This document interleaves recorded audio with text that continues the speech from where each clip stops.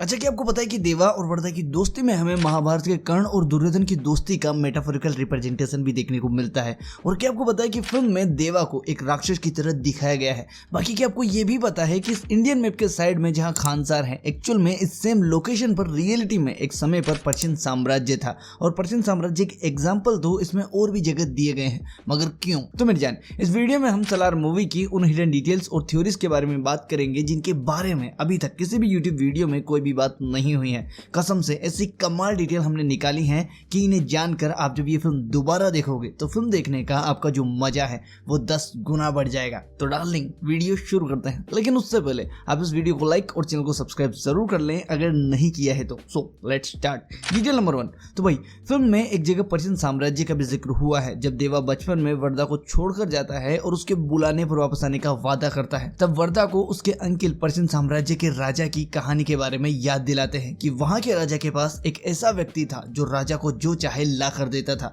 और जो न चाहे उसे मिटा देता था। उसका नाम था सलार। तो मेरी जान, रियलिटी में भी पर्शियन साम्राज्य एक्सिस्ट करता था, ये बात तो आपको पता ही होगी। और वहां पर मुख्य सैनिक या सेनापति को सलार नाम से जाना जाता था। तो भाई, डायरेक्टर ने फिल्म में सलार वर्ड डालकर पूरे पर्शियन साम्राज्य की हिस्ट्री और कहानी को इस फिल्म के साथ मर्ज करने की कोशिश की है। जैसे कि वहां के राजा के पास एक ऐसा सैनिक जो उसके लिए कुछ भी कर जाए उसे सलार कहा जाता था। और यहाँ भी देवा जो कि वर्दा के लिए कुछ भी कर जाता है तो उसे भी वर्दा अपना सलार कहता है। मगर भाई, पर्शियन साम्राज्य की सिर्फ यही डिटेल खानसार से नहीं जुड़ी हुई है, बल्कि अभी तो और भी कई डिटेल हैं जो खानसार के साम्राज्य और पर्शियन साम्राज्य में एक जैसी हैं। तो गाइस, अगर आप पर्शियन साम्राज्य के बारे में गूगल करते हैं तो पर्शियन साम्राज्य पर मात्र 3 राजवंशों ने ही राज किया था। और भाई, आपको तो पता ही है कि फिल्म में भी खानसार पर सिर्फ 3 कबीले ही राज करते हैं। तो रियल में वो राजवंश थे अचमेनिड, पार्थियन और सासानी, जिन्हें की फिल्म में 3 कबीले करके दिखाया गया है, शौर्यंगा, घड़ियार और मन्नार। तो भाई, ये 3 कबीले वाला आइडिया आई थिंक कि नील अंकिल को यहीं से आया था। कुल मिलाकर मुझे तो लगता है कि उन्हें पर्शियन साम्राज्य पर फिल्म बनानी थी, वहां के पॉलिटिक्स को वो पर्दे पर दिखाना चाहते थे। मगर क्योंकि फिल्म में हिस्ट्री को माल मसाला डालकर ज्यादा चेंज नहीं कर सकते, तो फिर उन्होंने अपना फिक्शनली रास्ता चुना एंड खानसार की कहानी लिखी। बाकी अगर हम पर्शियन साम्राज्य के बारे में ज्यादा जानकारी लें तो वो अपने समय का सबसे ताकतवर साम्राज्य था जो कि अपनी पावर के लिए जाना जाता था। तो भाई, ऐसा ही कुछ खानसार भी है, वो भी बहुत ताकतवर है, इतना कि इंडिया के पास होकर भी इंडिया के रूल उस पर नहीं चलते, मगर वहां के रूल इंडिया पर जरूर चलते हैं। अच्छा, अब एक शॉकिंग डिटेल बताऊं तो भाई, पर्शियन साम्राज्य का संस्थापक था साइरस द्वितीय और उसके बारे में कहा जाता है कि उसने अपनी मौत से पहले उस छोटी सी बादशाहत को दुनिया का सुपर पावर बना दिया था। और अगर हम सलार में भी देखें तो राजमन्नार के पिता शिव मन्नार ने पूरे बिखरे हुए खानसार को काफी बड़ा करके एक सिस्टम में बांध दिया था और उसकी दहशत और ताकत कई गुना बढ़ा दी थी। बाकी भाई, एक और इंटरेस्टिंग डिटेल ये है कि पर्शियन साम्राज्य का जो दूसरा शासक था जिसने साइरस के बाद इस साम्राज्य पर राज किया, तो उसका नाम था दारा। अब ये नाम सुनकर कई लोगों की बुद्धि घूम गई होगी, मगर जिनकी अभी भी नहीं घूमी तो उन्हें मैं बता दूं कि खानसार में भी शिव मन्नार के मरने के बाद जिसे शासन करना था उसका नाम भी दारा था, जो कि देवा के पिता थे और शौर्यांगों के नायक। तो भाई, देवा के पिता का शिव मन्नार के बाद गद्दी पर बैठना, हालांकि उन्हें उससे पहले ही मार दिया गया, मगर हकदार तो दारा ही था। तो भाई, पर्शियन साम्राज्य में भी सेकंड शासक का नाम दारा होना और इधर देवा के पिता का नाम दारा होना सीधा हिंट है कि डायरेक्टर अंकिल पर्शियन साम्राज्य के वर्ल्ड को खानसार में फिट कर रहे हैं। बाकी अब दोनों साम्राज्यों के बीच सबसे तगड़ी और कमाल डिटेल ये है कि अगर आपको याद है तो देवा की बॉडी पर सलार पार्ट 1 के लास्ट में नीला कलर दिखाया गया है, जो कि एक शौर्यंगा की पहचान है। वो नीला रंग अपने शरीर पर लगाते हैं। तो भाई, जब मैंने थोड़ी रिसर्च की तो पाया कि पर्शियन साम्राज्य के लोगों को नीला रंग सबसे ज्यादा पसंद था और ये चीज आप गूगल भी कर सकते हैं। बाकी नीले रंग के बारे में कहा जाता है कि ये आकाश का रंग है जिसका कोई अंत नहीं है, वो अनंत है। तो ऐसे ही शौर्यांगों का भी कोई अंत नहीं है, वो अनंत है। राजमन्नार ने चाहे उन्हें कितना ही मिटाने की कोशिश क्यों न की हो, मगर वो फिर भी अपने अस्तित्व में है। अच्छा, एक फाइनल और लास्ट डिटेल पर्शियन साम्राज्य और खानसार को लेकर। तो अगर आप पर्शियन साम्राज्य के मैप को देखोगे तो आप नोटिस कर सकते हैं कि ये वही लोकेशन है जहां पर डायरेक्टर अंकिल ने खानसार को दिखाया है। यहाँ बोर्ड पर हम देख सकते हैं कि खानसार की ये लोकेशन एक्चुअल में पर्शियन साम्राज्य की लोकेशन है। Detail number 2। तो भाई, राधा रमा इस सीन में कहती है कि पिताजी को इतना जरूरी काम क्या हो सकता है, कितनी बार फोन किया उन्होंने उठाया ही नहीं। पिताजी को इससे ज्यादा जरूरी काम क्या हो सकता है, कितनी बार फोन किया उन्होंने उठाया ही नहीं। एंड फिर अगले सीन में वो वर्दा से कहती हैं कि कल करता कोटगढ़ आएंगे और अगर तूने उनके खिलाफ सीज फायर हटाने के लिए वोट डाला तो सीज फायर हटते ही तेरे सबसे चहीते तेरे छोटे भाई को मार दूंगी। कल करता राजमन्नार कोटगढ़ आएंगे।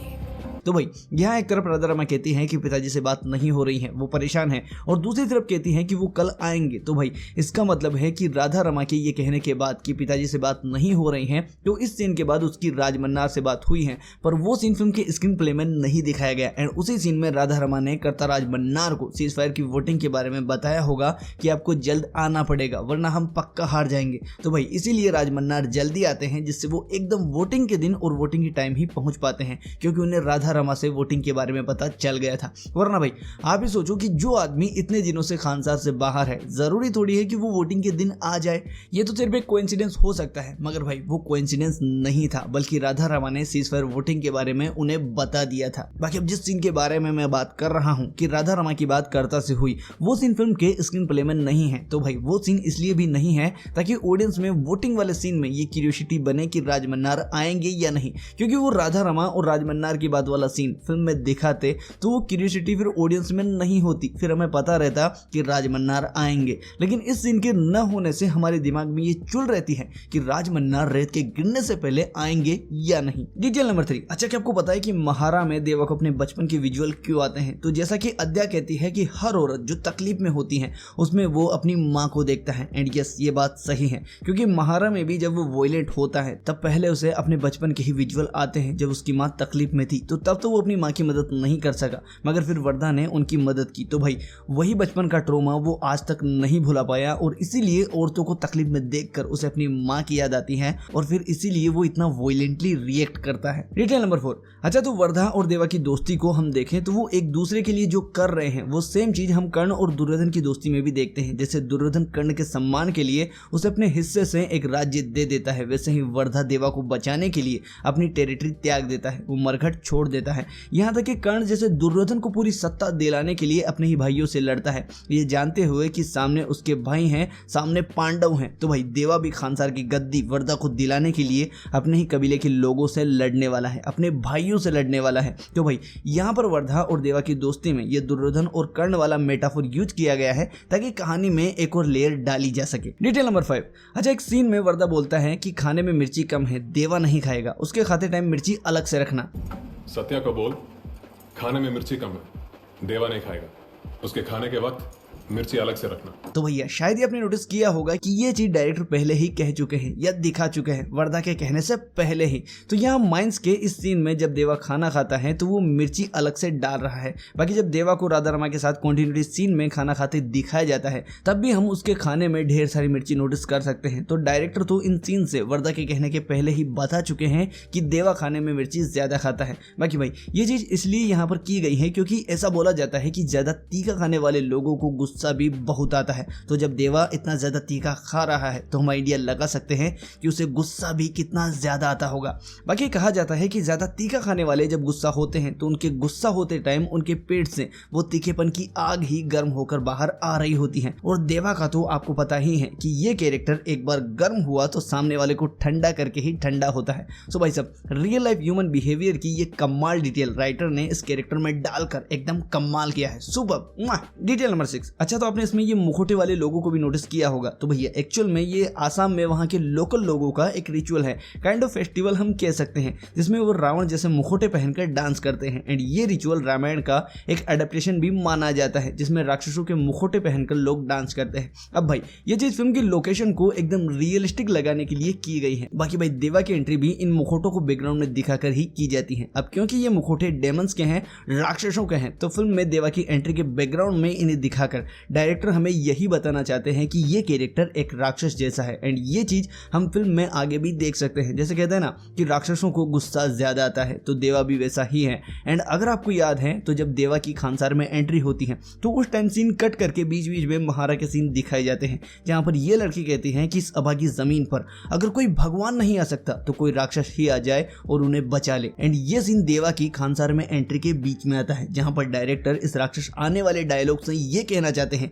कि राक्षस आ चुका है। बाकी इस सीन में देवा ट्रक के इस बड़े से पुर्जे को अकेला ही उठा लेता है, जबकि सेम पुर्जे को ये 3 लोग भी मिलकर आसानी से नहीं उठा पा रहे हैं, मगर देवा ने उठा लिया है। तो भाई राक्षसों में शक्ति बहुत होती है एंड देवा की ये ताकत उसी का साइन है। बाकी फिल्म में आगे जो गाना आता है उसके लिरिक्स पर भी अगर हम ध्यान दें तो वो भी देवा को एक डेविल ही बोलने की कोशिश कर रहा है, मगर साथ ही ये गाना ये भी बताता है कि उसके हालातों ने उसे डेविल बनाया है। तो गाने के लिरिक्स हैं कि किस्सों में हमने सुनी है दानव आता, हिंसा के बीजों को राक्षस बोता, उसके विनाश हेतु फिर है नायक आता, लेकिन वो भी वैसा खुद हो जाता। तो भाई देवा राक्षस बनता है दूसरे दानवों को मारने के लिए, लेकिन फिर उस गुस्से से वो खुद भी एक राक्षसी बनकर रह जाता है। DJ number 7। तो जब वर्दा का भाई वर्दा से पूछता है कि भाई हमारी आर्मी कहाँ है, तब वर्दा कुछ नहीं कहता, मगर इस सीन में साइड में आग उड़ने लगती है एंड ये रेफरेंस होता है देवा का, क्योंकि वो एक आग है। एंड ये सेम बात वर्दा भी इस सीन में सोच रहा होगा कि बेटा अपनी आर्मी दहकती हुई आग है, जो एक बार खानसार में आ गई तो सबको जलाकर भस्म कर देगी। एंड भाई इसीलिए इस सीन में वर्दा के फेस पर एक हल्की सी मुस्कान भी होती है। बाकी खानसार को जलाने के बाद देवा क्लाइमेक्स में भी कहता है क्योंकि वो एक आग है। अच्छा, अब एक इंटरेस्टिंग डिटेल, तो जब आग की बात कर ही रहे हैं तो वर्दा जब देवा को लेने जाता है तो वहां भी इस सीन में देवा के दिखने के पहले हमें आग ही दिखती है, जहां देवा आग में लोहा गर्म करके हथियार बना रहा है। बाकी फिल्म में भी फर्स्ट टाइम जब देवा दिखता है तब भी उसके पीछे आग के करतब दिखाए जाते हैं, यहाँ पर हम नोटिस कर सकते हैं। DJ number 8। तो भाई इस सीन में ये बंदा अद्यासी देवा की माँ के बारे में बोल रहा है कि 4 साल पहले ये टीचर यहाँ पर आई और गाँव वालों के हाथ जोड़कर ये स्कूल सही करवाया। 4 साल पहले ये टीचर यहाँ आई और इस टूटे फूटे स्कूल को गांव वालों के हाथ पैर जोड़कर ठीक करवाया। लेकिन भाई नोटिस करने वाली बात यह है कि ये कह रहा है कि 4 साल पहले, और वेदा देवा को ढूंढ रहा है 7 साल से। पिछले 7 सालों से मैं सिर्फ उसे ढूंढ रहा हूँ,